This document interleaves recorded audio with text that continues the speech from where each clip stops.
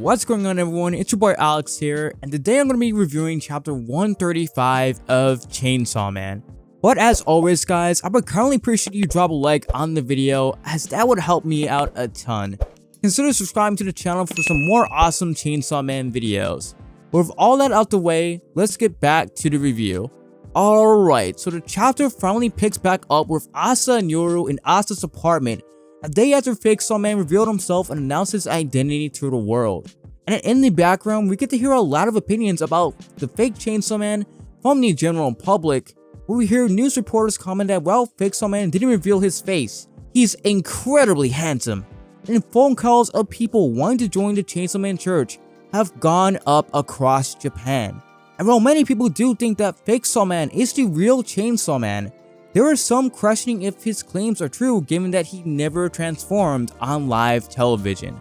Then we shift over to Asa, who instantly knows that Chainsaw Man that's revealed to the public isn't the real Chainsaw Man that saved her.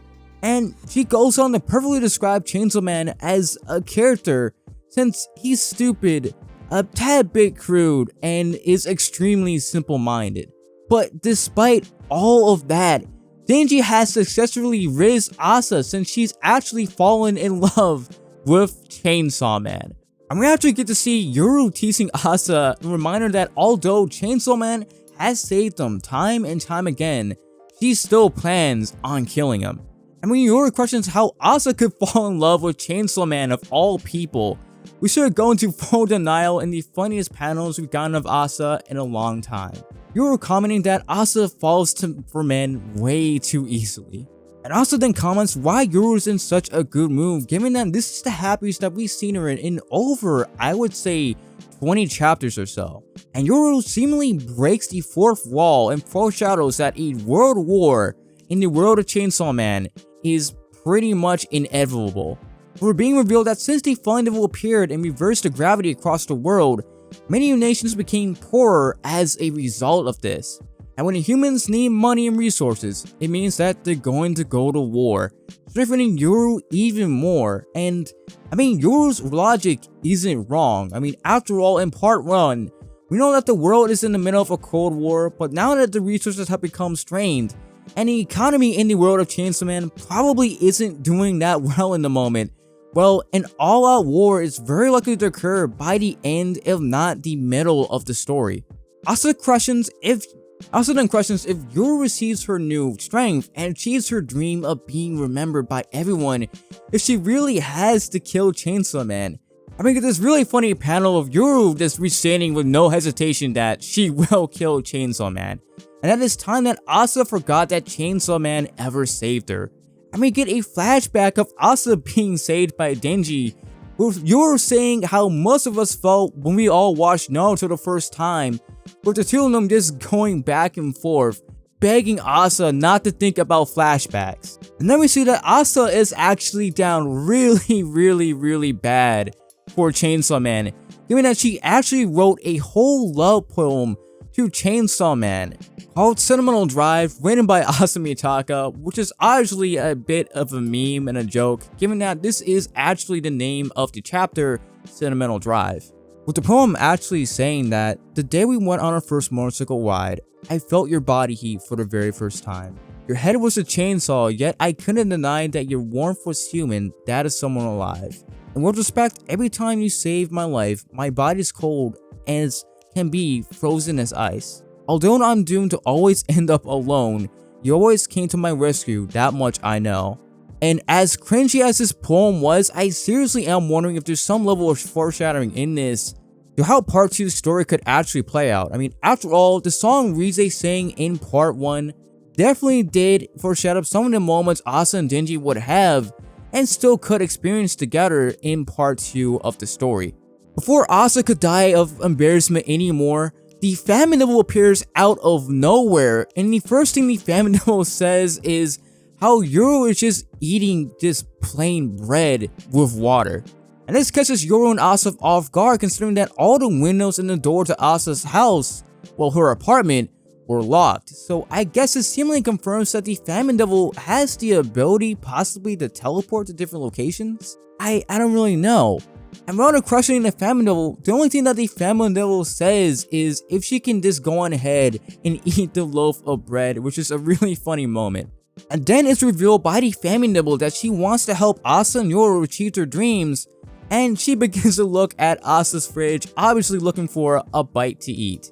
And the Famine Devil reveals that there may be a way for Asa and Yoru to both get what they want, with the Famine Devil stating that Chainsaw Man has given up on fighting devils to lead an ordinary human life, which shows based on this that Yoshida might be feeding intel to the Famine Devil regarding Denji's whereabouts, or she's been spying on Denji in some way. And the Famine Devil explains that the reason Denji isn't able to live a normal life is because of his heart, and it's revealed by her that many of the weaker devils are still after Denji's heart, likely for the same reason they were in part 1, since if a weaker devil eats a flesh of the stronger devil, well, they become strong as a result. And what the Famine Devil is leaving out, however, which is a very important detail though, is how without Pochita's heart, Denji would literally die from having a lack of a human heart. Because if you don't remember, at the beginning of part 1, it was revealed that Denji actually inherited the same heart disease that actually killed his mother, and he would have died eventually had Pochita not fused with Denji for him to become a devil hybrid. And seeing how the Famine Devil is leaving the details out about how it would be possible in the first place to separate Denji and Pochita to make them into two separate beings, it kind of lets me know that she isn't telling the truth, or she isn't telling the entire truth, or else she probably would have explained all the details. And the Famine Devil then extends an invitation for Asa to join the Chainsaw Man Church to help save Chainsaw Man and allow him to be able to live a normal life. And Yoru swaps back into Asa's body and states that even if Asa agrees, no matter what, she will refuse. I mean, after all, Chainsaw Man is her mortal enemy. And then we get the reveal from the Famine Devil about the 4 horsemen, a little bit of details about them, that all of them actually don't recognize, or at least remember fondly, what a person's physical appearance, be it human or devil, actually is. And then she pulls out a photo of Pochita's real form we saw in part 1 when he fought Makima, which almost implies that the Famine Devil was lurking in the shadows in the background, scheming and maybe even stalking Denji all the way since part 1. And upon seeing the photo, you'll recognize instantly that Chainsaw Man and Pochita are two totally different people. And this is interesting considering that Makima was able to know that Denji wasn't the real Chainsaw Man upon meeting him. Even though the Control Devil generally does have a great sense of smell, it could be that Makima, like the Famine Devil, actually remembers what hybrids are since they were actually raised from history and has more knowledge than Yoru about what they are and how they actually work. I mean, after all, if Yoru did remember hybrids about really what they are and how they really operated, then she would have recognized far sooner that Chainsaw Man was just a normal human being who had made a contract with Pochita. And upon realizing that Chainsaw Man and Pochita are two different beings and she has the opportunity to kill Pochita, well, she's actually on board with this plan and doesn't even question it. And then we swap back over to Asa, who asks why they should even trust the Famine Devil. Given that the Famine Devil was pulling the strings the entire time with Yuko and at the aquarium, and recognizes that the Chainsaw Man Church is even sketchier than how Makima was looking after she got shot and came back to life. And even points out that they're using a fake Chainsaw Man for mysterious reasons. And it's revealed by the Famine Devil on the surface that the purpose of fake Saw Man is to protect the real Chainsaw Man from the devils that would plan to go after him. Now, while this could be true, this is obviously a lie. I mean, considering fake Saw Man was also used to likely assassinate Yuko, to close any loose ends before she could reach public safety to get help from them, and to spill the beans on the Justice Devil, well, I mean, it goes to show that the Famine Devil probably shouldn't be trusted and she isn't telling the entire truth. And the Famine Devil goes on to say that if she doesn't trust her, at least trust the followers of Chainsaw Man, since they are all honestly trying to save him and trying to do good by him. And then we see Asa just staring at the TV screen, contemplating on what to do. And in the next panel, this takes place a few weeks later, where we see the reporter who reported on Chainsaw Man all the way back at the beginning of part 2 story, who states that earlier that day, a member of the Chainsaw Man Church defeated the Carpenter Bee Devil and 10 other devils this month alone, despite not being a devil hunter. And it's revealed that ASA did take up the Famine Devil's offer. I mean, see her standing on top of the Carpenter Devil Bee with a really cool sword, which I can only assume is probably a scissor sword. And that ASA MITAKA has seemingly been taking all the credit for many of the devils that Chainsaw Man actually defeated, such as the Bat Devil and the Cockroach Devil.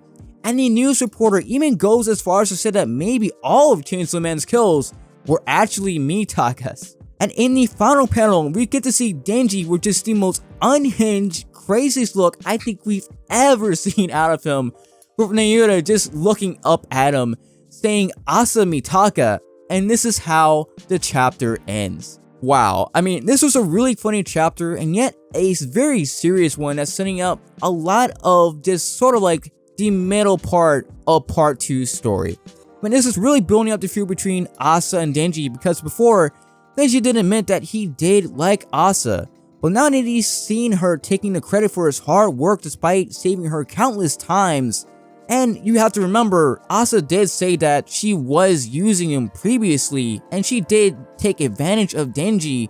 I mean, there really isn't a doubt in my mind that he's probably going to hate her, and I almost wonder if the Famine Devil recruited ASA into the Chainsaw Man Church, not only to manipulate her, but to make Denji act out in a way that will be advantageous to her goals. And even though Denji is really taking the punches, I mean, we can really definitely see it won't be long until a screw definitely comes loose, and he's willing to risk everything to get the validation that he desperately wants. But my guess is next chapter, it could cut to Denji confronting ASA, which is something I would really like to see, especially after everything that's gone on, and the two haven't actually interacted with one another in quite a while. But let me know in the comment section down below what you guys think of this chapter. Let me know your thoughts. As you guys know, I do read the comment section. With all that being said, thank you guys for watching. This is Alex, and I'm signing out.